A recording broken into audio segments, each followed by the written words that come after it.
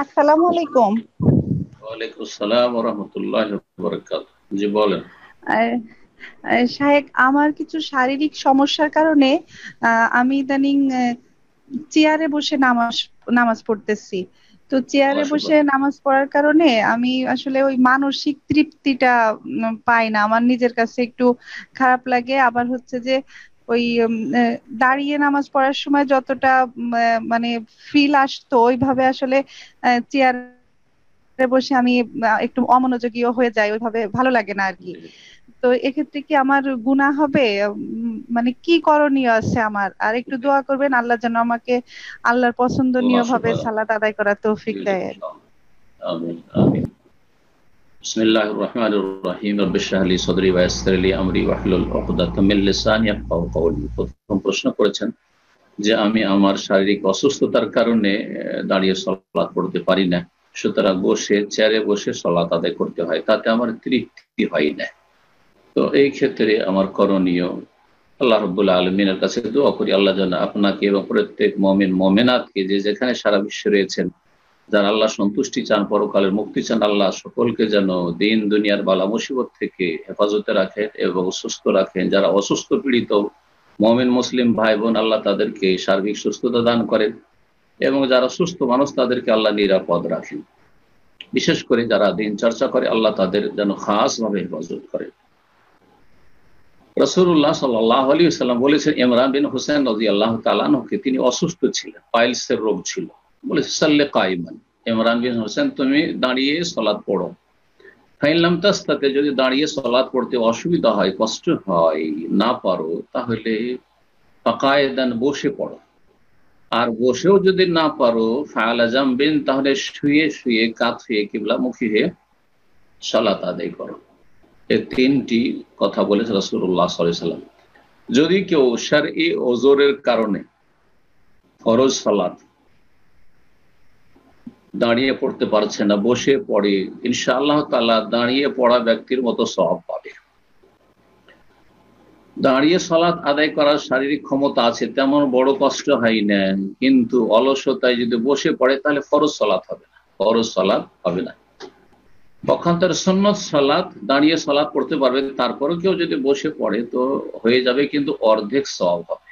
তাহলে অর্ধেক সওয়াবের বিষয়টি সুন্নত সালাতের ক্ষেত্রে দাঁড়িয়ে পড়তে পারবে, তারপরে কেউ যদি বসে পড়ে তো অর্ধেক। বাকি কথা হলো অসুস্থতার কারণে বা শারীরিক ওজরের কারণে কেউ যদি বসে সালাত আদায় করে, শুয়েও সালাত আদায় করে, তবুও পূর্ণ সালাতের, সুস্থতার সালাতের সওয়াব নেকি পাবে ইনশাআল্লাহ, কোনো ঘাটতি করা হবে না।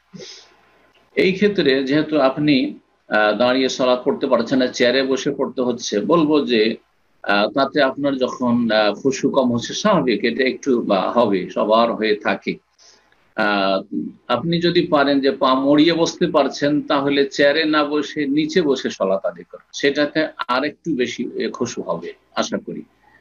যদি দেখা যায় যে আপনার আসল সমস্যা পা মড়িয়ে বসতে, চেয়ারে আপনাকে বসতে হচ্ছে, তখন বলবো চেয়ারে বসে সালাত আদায় করা জায়েজ। আমার 1 ঘন্টার বেশি একটা আলোচনা আছে চেয়ারে বসে সালাতের বিধিবিধান সম্পর্কে, ইন্টারনেটে পাবেন।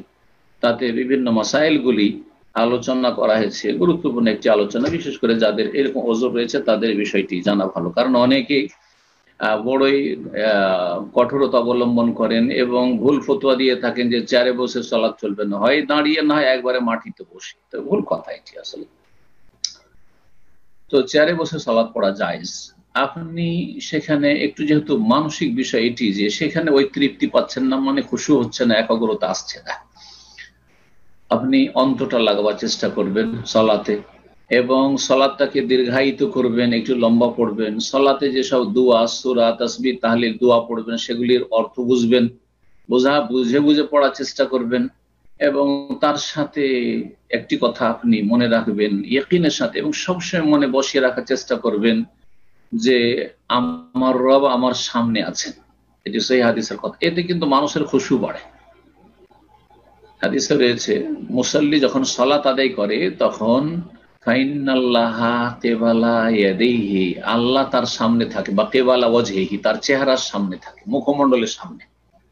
এ কথা ভাববেন না যে আল্লাহ তো 7 আকাশের ওপরে আছেন, অনেক দূরে আছেন। না না না, মুসল্লির সামনে যতক্ষণ কিবলা মুখে সালাত আদায় করে ততক্ষণ আল্লাহ কেবল ওয়াজে তার চেহারার সামনে রয়েছে, মুখমণ্ডলের সামনে রয়েছে। যখন সালাম ফিরিয়ে দেয় তখন আল্লাহ রাব্বুল আলামিনের সাথে যে চুপিসারে কথা চলছিল মোনাজাত, সেটি শেষ হয়ে যায়। কিন্তু বিদাতি মোনাজাত শুরু হয় সালাম ফিরার পরে, আর সুন্নতি মোনাজাত আর কোরআন সুন্নাহ ভিত্তিক মোনাজাত মানে চুপিসারে কথা বলা হয় সালাতের ভিতরে তাকবীরে তাহরিমা থেকে সালাম পর্যন্ত। এই জন্য এইভাবে যদি আপনি সালাত আদায় করেন ইনশাআল্লাহ তাআলা আপনার সালাতে খুশু আসবে। আর শয়তান ওখানে ওয়াসওয়াসা দিচ্ছে যে আমার তৃপ্তি হচ্ছে না, এই ওয়াসওয়াসাকে দূর করবেন আর মনে করবেন যে আল্লাহ আমাকে ছাড় দিয়েছেন, দিন সহজ। নবী সাল্লাল্লাহু আলাইহি ওয়াসাল্লাম বলেছেন ইন্নাদ দীনা ইউসরুন, দিন হচ্ছে সহজ, সহিহ বুখারীর হাদিস, দিন সহজ।